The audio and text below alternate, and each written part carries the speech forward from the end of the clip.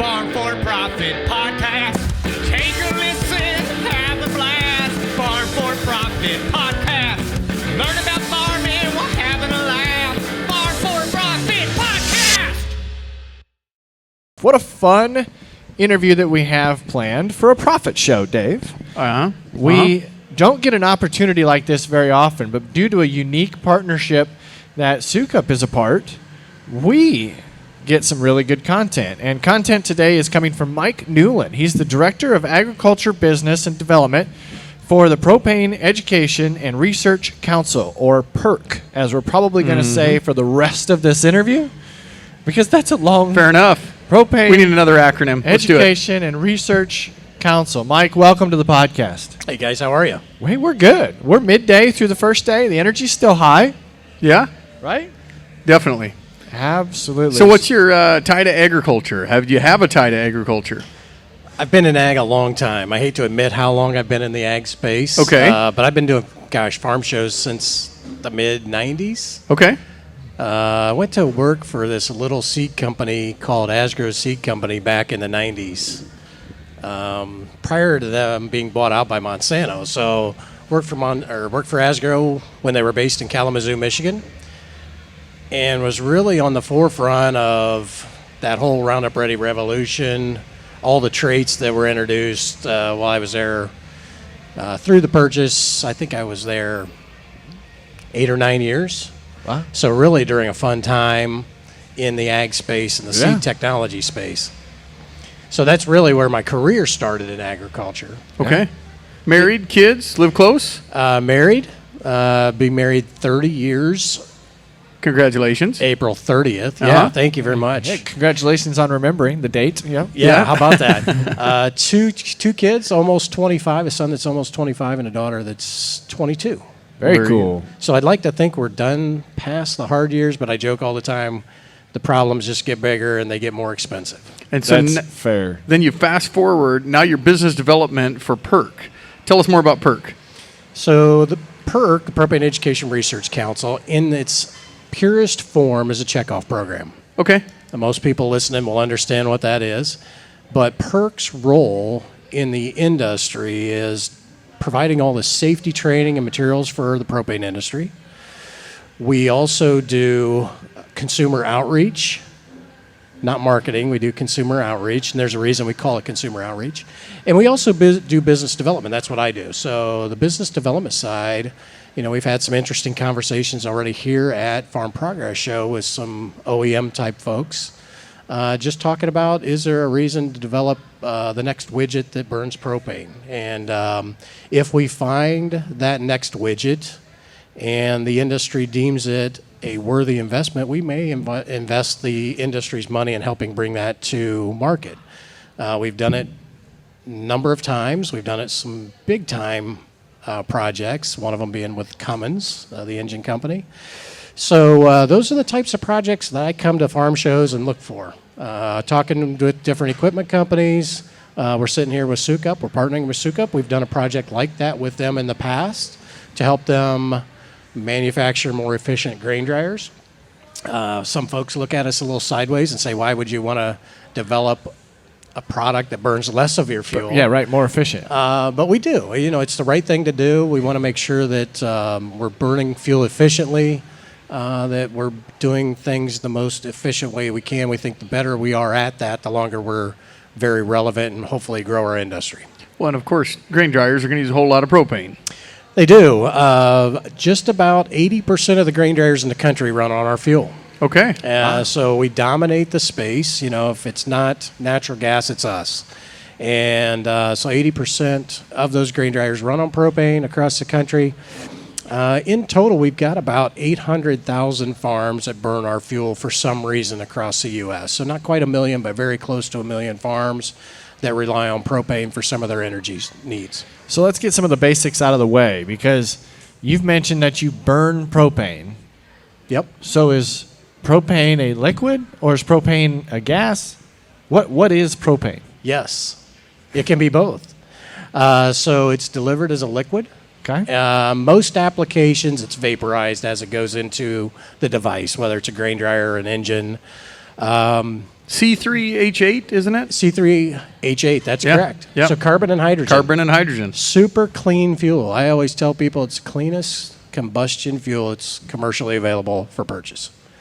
So why is it called LP then? Liquefied petroleum gas. So that's the liquefied part. So when it comes and gets put in your farm tank, if it's 1,000 gallon or you've got a number of thousands manifolded together for your grain dryer, it's a liquid and sitting inside that vessel. So, and then it gets vaporized as it goes into the burners. So when I think of a homeowner style, Tanner, I'm always thinking of natural gas. And sometimes if I live in the country, might be LP. If I'm, maybe need a different orifice on my furnace or something in town for natural gas. What's the difference other than the smell? So the reason that you need to change orifices one to the other, it's the BTU content. So propane has more BTUs than natural gas does. Do you know what that stands for? I do. No, I don't. British thermal unit. All right. Yes, you do. So anyway, we've got more BTUs than natural gas. So that's why orifices need to be changed one versus the other. But it's it's the same combustion process. Those units or any unit like that is designed to run at a very specific range. And that's why you have to adjust for one fuel versus the other. Okay. Very good. So the propane is clean, but is it one of the fuels that we may run out of someday? We short answer is no. So we sold just let's call it plus or minus 10 billion gallons last year. Billion with a B. B with a billion. Okay. Specifically ag burns about 1 billion gallons of that, a little over a billion. So about 11 to 12% of what we sell in total goes into the ag space. So as much as we think grain dryers burn a lot, and they do. Every hog, chicken, or turkey, I like to say, that you eat has probably been heated with propane in its lifetime. Right. So that's another big user. So, but back to 10 billion gallons plus or minus, we're exporting 60+% of our production out of the country that we could be using domestically. And that's why PERC really exists, and that's why people like myself have roles at PERC to go try to find more ways that we can keep more of that fuel here and burn more of it. Why do we export so much of it? We just can't use it all, and it gets made every day. So we're continually making more. So we've got to have that mechanism to keep the supply chain at a constant level, if you will. So exports are the way that happens. So we have to continue to regulate how much inventory we have. We can only store so much. So we've got to export and continually create space for tomorrow's production. So on a podcast we did a couple weeks ago, Tanner, we were talking solar, we were talking electric, electric vehicles, all kinds of stuff. And I think I posed the question, why don't we have electric grain dryers? You said, okay, so 1 billion gallons or 1 billion of that. Is it more, why do we use propane? Is it is it more reliable or what's it is? It's a very dense fuel. Okay. So as you look at electricity, gosh, I'd love to I should have listened to that podcast while I was driving out. I'd love to hear that conversation. I think it's the most efficient fuel that you could use for that application. Diesel's more energy dense than propane is. It doesn't lend itself well to that application. Gasoline is very similar in energy density. Propane's a much safer product than those. It stores so much better than those. We don't have to have containment around propane tanks. Okay. So there's not secondary or dual wall tanks, anything like that. Just because of the nature of fuel. If we actually have a little bit of escape, it just vaporizes and it's gone. Well, and Mike, one of the things I think we were talking about in that podcast was the environmental benefits of it. The whole world seems to want to electrify everything right now. You just being in the propane industry and not being biased, I mean, is there environmental benefits? Give me some if you got any. So I'd love to have the conversation of electricity versus propane. So let's talk about the cleanliness. One of the benefits of propane is how clean it is. Okay. And you mean when it burns? When it burns. Okay. Everything is given a carbon intensity score. That takes into account how it's produced, how it's delivered, how it gets to the end point and gets used. Carbon intensity score for propane is around 80, plus or minus 80. We study the electric grid, and in a lot of places, we are significantly cleaner than the electricity that's coming to charge that EV car, the Tesla, the tractors that we see on the farm site today that folks are trying to push. I just had a conversation with a tractor company down the road an hour ago, and I told them how much cleaner our fuel would be than the electric grid that would charge that tractor that's sitting there that they're claiming is clean. It's an interesting conversation. Most people don't get it, and they've got to look at how that power is generated, how much loss there is from point A to point B. It doesn't just magically appear at the wall, so it's a concept a lot of folks and a lot of the media don't want to talk about. But if we get down to the science of it, there's some fuels that compete incredibly well against electricity, ours being, I think, the key fuel that does.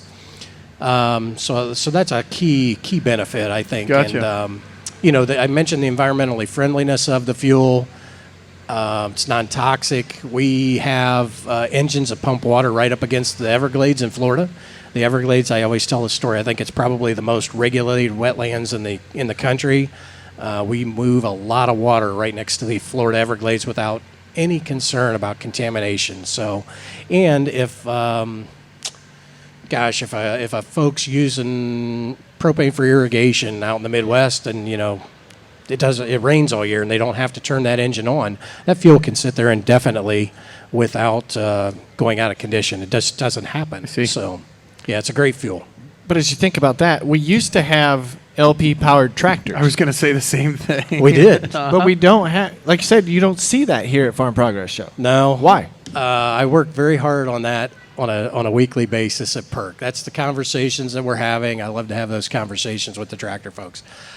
I think the fuel was ahead of its time, to be honest with you. And right now I think it's suffering because of those tractors in the 60s, and I think a lot of folks look at the fuel as an old technology, and unfortunately not as a clean alternative fuel that it is.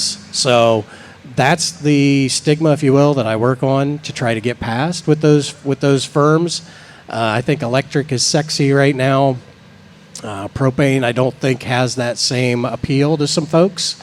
But if you look at it head-to-head, as we just discussed a few minutes ago, it's cleaner, it's better for the environment to run a propane tractor than it would be to run an electric tractor. Well, Tanner, you're the banker, so let's talk about cost savings. Yeah, I was going to say, I mean, it's great to stand and, well, we're sitting. It's great to sit and have a conversation about how clean the fuel is and advocate for it, but we're Farm4Profit. Yep. Our listeners tune in for two things. They want to be entertained, and they want to learn how their operation could become more profitable. Sure. If they're already using propane, they understand some of these benefits. But if they're not, what's the cost? How do we compare cost-wise? I hate talking price because price is always local, but we'll talk in generalities. So, I had about an hour to drive to the show because the hotels sell out so close to the show. And that's all right. We were 6 miles away, and it still took us an hour to drive to Oh, okay. I don't feel so bad then. At least I was moving. So every diesel price that I saw this morning was $4.20 and up. I think I saw as high as $4.63 on the way in. So fairly significant. Propane today, I get wholesale prices, so it's not the price that anybody buys. But I would think farm propane today in the Midwest could be somewhere in the buck, and I'm going to get killed for saying this, I would think $1.75 and up range would be my guess, based on what wholesale is. That's probably drier fuel, that might be large volumes, but I think it's kind of in that ballpark. Some folks will do better, others will do worse, but let's just talk general terms. So big savings. So if you've got the opportunity, and where we see the opportunities for a comparison would be in the irrigation space. Irrigation, not a lot where we're sitting, but as you go west, becomes a bigger and bigger issue. Electricity is number one in that space. Diesel would be two. and then propane and natural gas would kind of be 3 and 4 for the most part. So 4 to 5 years ago, electricity was cheap enough in those markets to where it was an interesting conversation, but a tougher conversation for propane. My electricity rates in Ohio have gone up 35% this year, in the calendar year.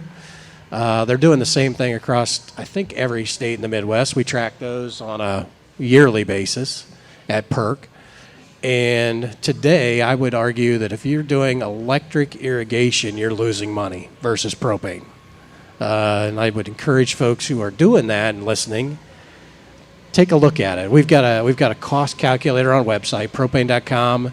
It's on our grain drying page, it's on our irrigation page, propane.com, and you can do a search in the search bar.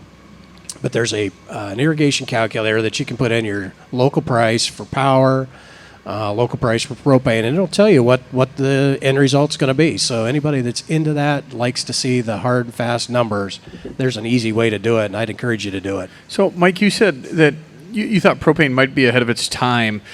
And when we talked about tractors, Tanner, we used to have LP tractors and everything seemed to go gas or diesel. And so now we're petrol and we're gas or diesel. We talked about the BTUs, British Thermal Unit. I got to assume that there's a safety factor that somebody scared into it, like the hydrogen blimp or whatever, right?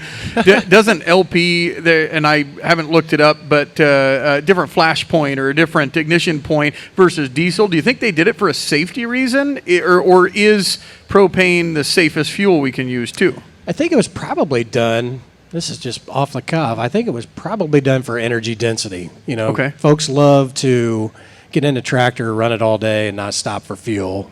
Okay.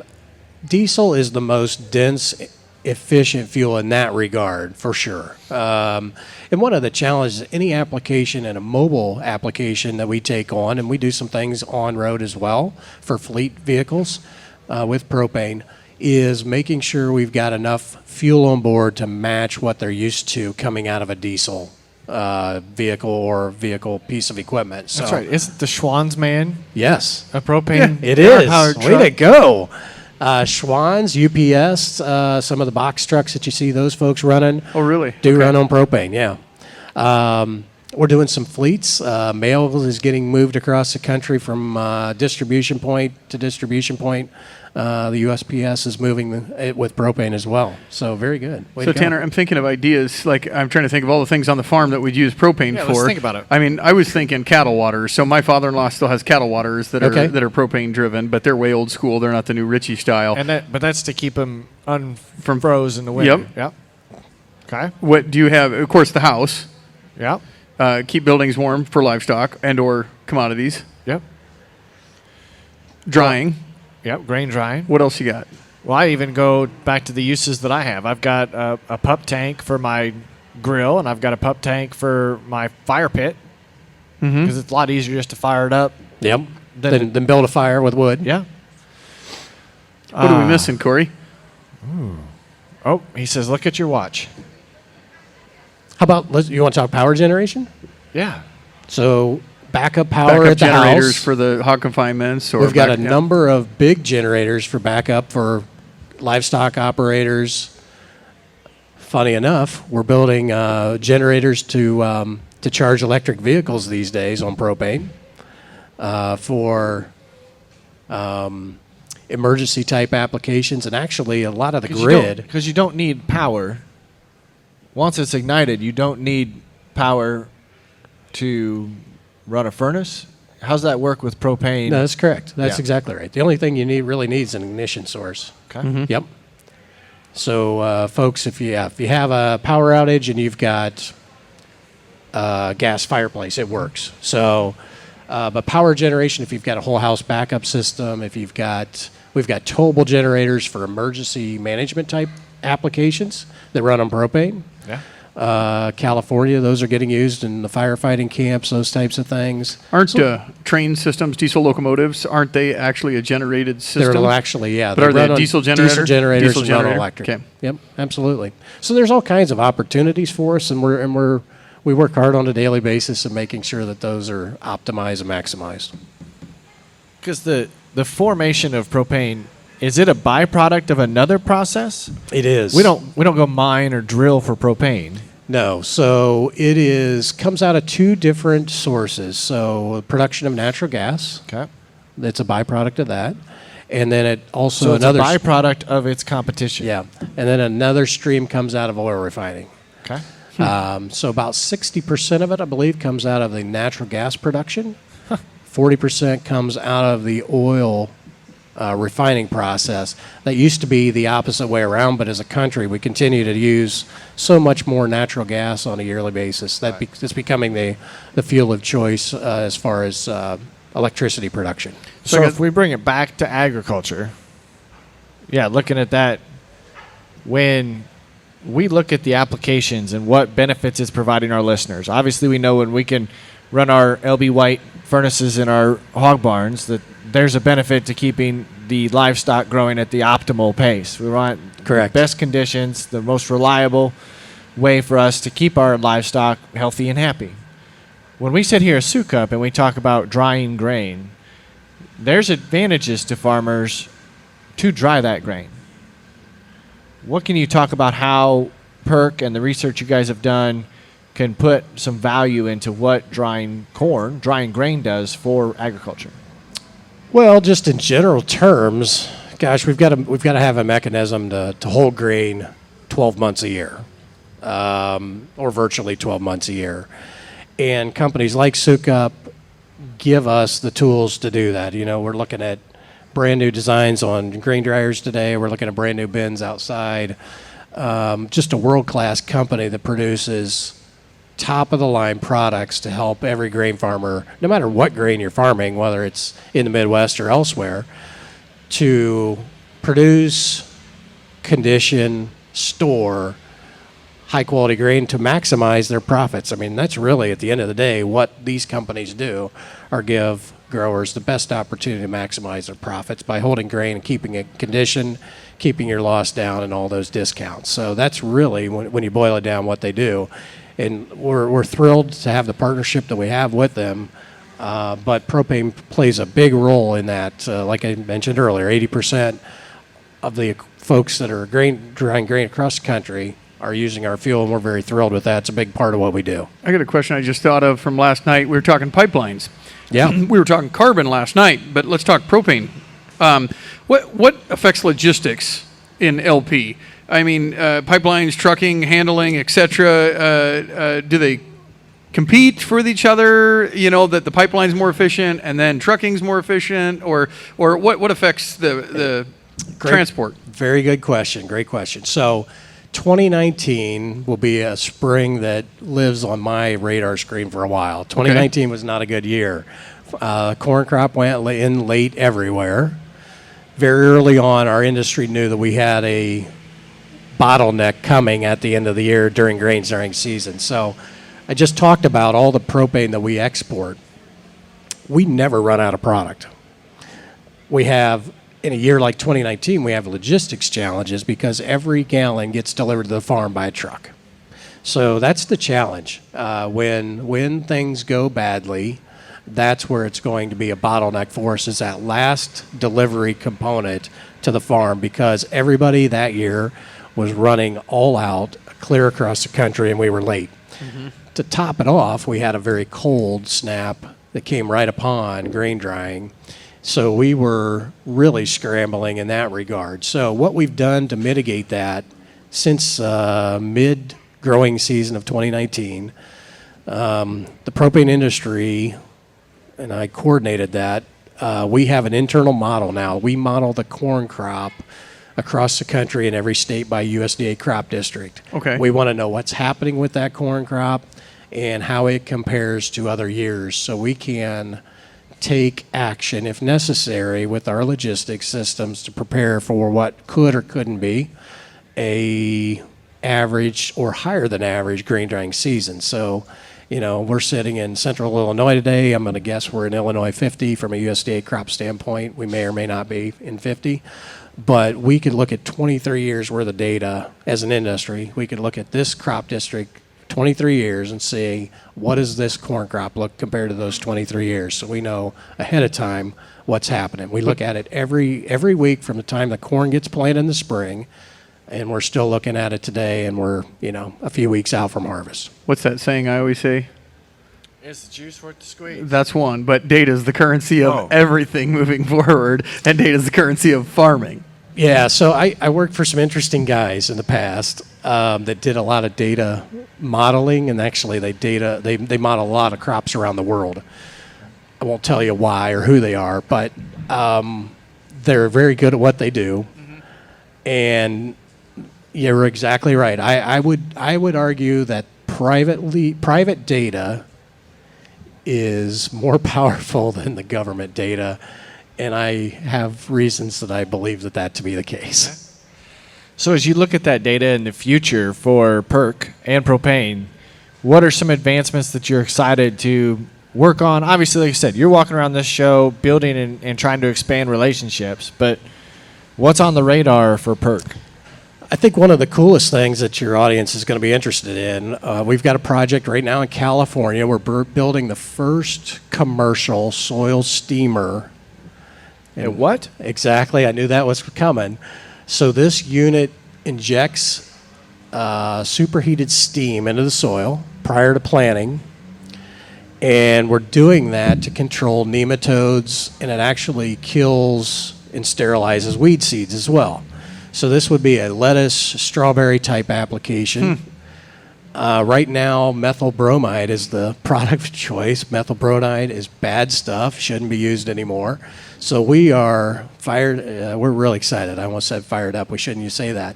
Very excited that propane could be the solution to growing healthier vegetables and healthier fruit in the future. How are you steaming the soil? I'm imagining a soil probe that injects the steam, or is it lines in the ground? Think of chisel knives. Yeah, knives. We're knifing it in. Depending on the crop, it's lettuce is about a 4 to 5 inch deep injection. Strawberry needs to be almost a foot. Wow. So See, I had a different view. I had like a steam iron, like mounted to a golf cart, just driving down the rows of lettuce. It would be a much cheaper application than what go. we're building. Let's put it that way. Well, I got one more fun question for you, and that is, what is your favorite cartoon, and why is it King of the Hill? It's not King of the Hill, but every farm show I go to, I get at least 3 to 5 Hank Hill jokes a day. Oh, there you go. Every single farm show. So yeah, but it's awesome. There's some in our industry that don't like that connection. It's a fun connection to me. Yeah. But yeah, depending on who you talk to in the propane industry, you might get a different reaction from them. That's interesting. I just had another one pop in my head when you mentioned vegetables. I don't know why I thought of organic right away. We didn't even talk about flamers. No. That's right. How those are mounted. It's fun to watch. I think Mr. Bissell was here this morning, and it's fun watching his operation go through the field, and you burnt the weeds. Yeah, if you've never seen weed flaming, it's a toolbar, essentially a toolbar setup, propane, and we are burning any of the vegetation that's visible. Can be pre-plant. We actually do some in-crop things too. Corn mainly in crop, but guys will do some soybeans from time to time. Yeah. The agronomist in me gets a little nervous with soybeans, but as long as you've got shields and they're adjusted properly and we're in there at the right time, you can do it effectively. But like I said, the agronomy side of me gets a little Tanner, nervous. we saw that robot down there that hovers over the field. Yep. Wasn't that lasers? Yeah, laser Yeah. technology. I've seen a lot of those things in person at some field days. Cool technology. They're not very fast, Right. but they can run 24 hours a day. So I guess that's the benefit there. And where I watched them was in California, where labor is a big issue, getting enough labor to weed fields in that regard. So those folks are running towards that technology. We've got a cool way of doing it. And gosh, as we think about resistant weeds in the Midwest here, where we're still trying to grow corn and soybeans every single year on 94 million acres of corn. I think there's something to be said that we can control those resistant weeds with propane. So, it's not ideal. We're not running 120 feet wide at 15 miles an hour across the field, but there's a way to do it. If you're in a really bad situation with resistant weeds, there is an alternative. Well, Tanner, I think we covered what propane is. We covered what PERC is. We covered that it's reliable. It's environmental benefits, versatility of it, cost savings. We went into how we can use it for farming. Right. What are we missing here? Is there anything else? What are some misconceptions? Is there anything out there that you battle as far as the outreach portion of your message than Hank Hill that we could help? Other than Hank Hill, I think like I said, I think it's ahead of its time. We were a little bit ahead of the time in the '60s with the equipment side of it. I think if you're on a farm and you're listening to this, I guess everybody should maybe take a look around the farm at what else you could do. We talked about the applications that you guys use them for. Every farm I go to has a propane forklift because they're running it inside, unloading seed. You're doing everything with it that you can. Commercial mowing, we've got mowers. We've got John Deere Gators that can run on propane. Those are conversions. They're not direct from the OEMs, but there's all kinds of things. If it's running on gasoline in a vapor system, it can run on propane as well. And those are the types of applications I think that we'll expand with. Power generation is going to be a big key for everybody in the future, and I think folks need to pay attention to that. We participate in some greenhouse manufacturers association. California is right now mandating that those new greenhouses, that they split the panel between the high demand lighting systems, have to be on their own separate panel.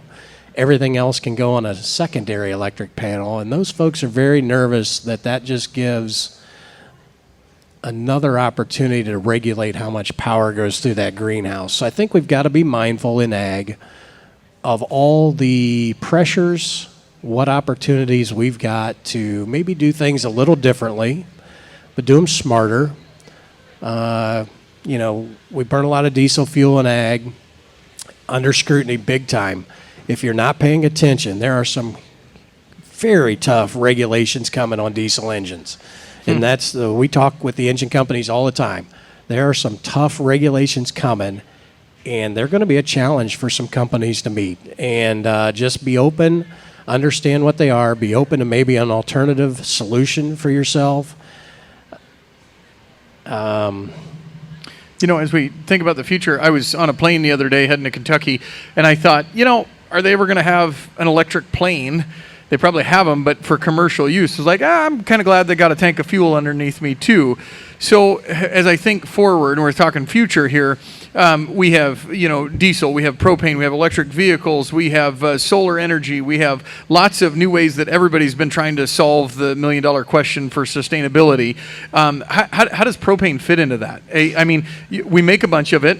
There's leftovers. We sell some of it. Is there more to the equation here? Yeah, I think there is. I think you hit on some key things, and I think we're doing some of those combination systems, microgrid type solutions. So if you've got a big use on your farm, don't rule out a combination system. And what I mean by that, it could have solar, it could have power generation at your site.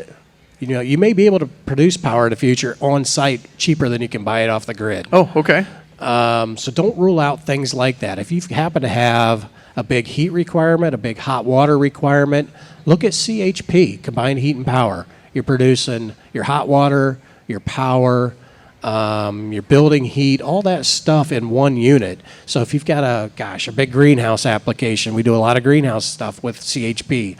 The cannabis space that's using a lot of hot water, a lot of heat, they need building heat, those types of applications. All are great candidates for CHP, a microgrid solution, those types of products. And propane plays very well. We've got out in California, there's microgrids that are set up when PG&E shuts the power off because there's a high risk of forest fires. There's solar, and if solar can't make enough electricity for the area, a propane generator kicks on and does it.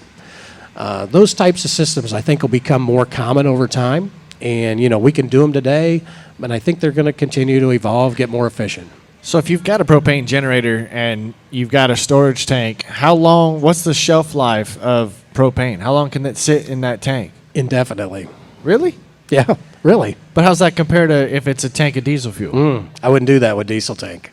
Diesel gels, you got to treat it. If it's going to sit there, a buddy of mine runs a big hospital facilities manager. They have multiple buildings and, dozens of generators for backup, and he has to run those every so often. He's got to turn the fuel over every so often, and they've got to be ready to run. And with propane, you fill the tank and you're ready to go. So it's a very simple solution.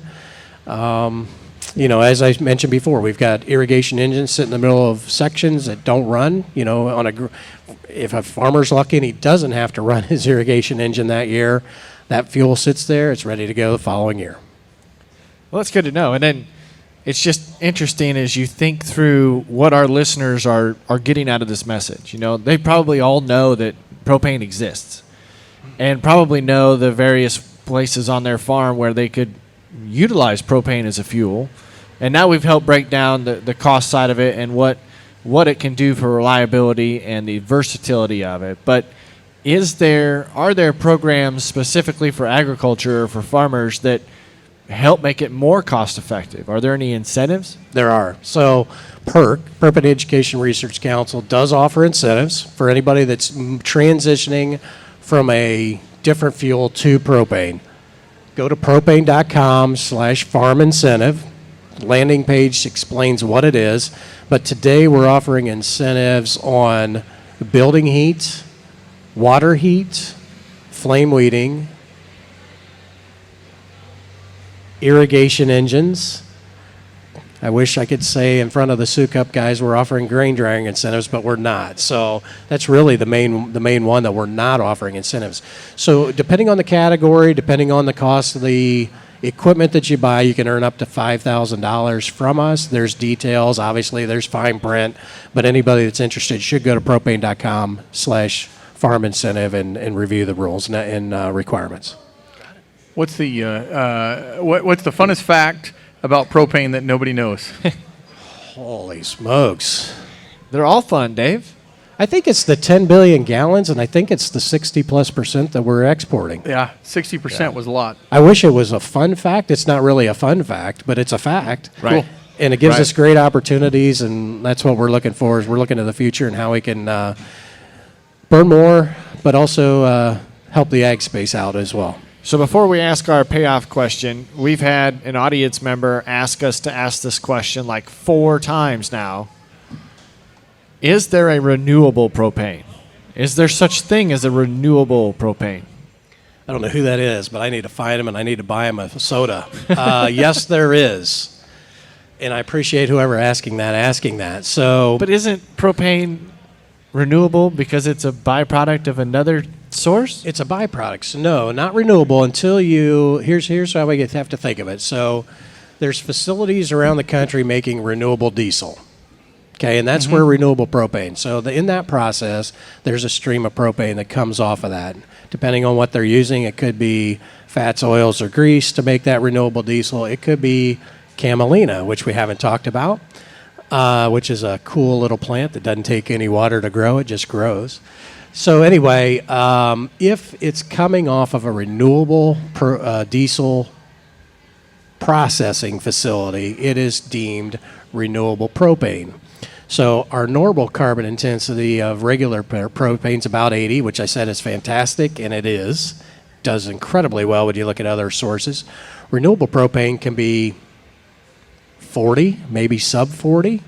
So very good. So today there's a limited supply of renewable propane in the marketplace. Most of that is going to on-road applications in California, and that's because tax credits are driving it into that space.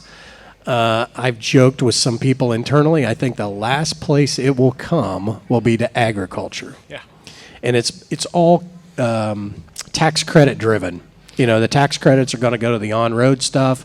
We may see tax credits for renewable propane roll into residential applications, but eventually we'll have enough supply that it could roll into ag eventually. You talked about tax credits, makes me think carbon credits. So I sell farmland. Everything I hear about is carbon this, carbon footprint. You talked about a CIS score. I called it a CIS score. I wrote down on a carbon intensity score. Is that what it was? I did. What is a carbon intensity score?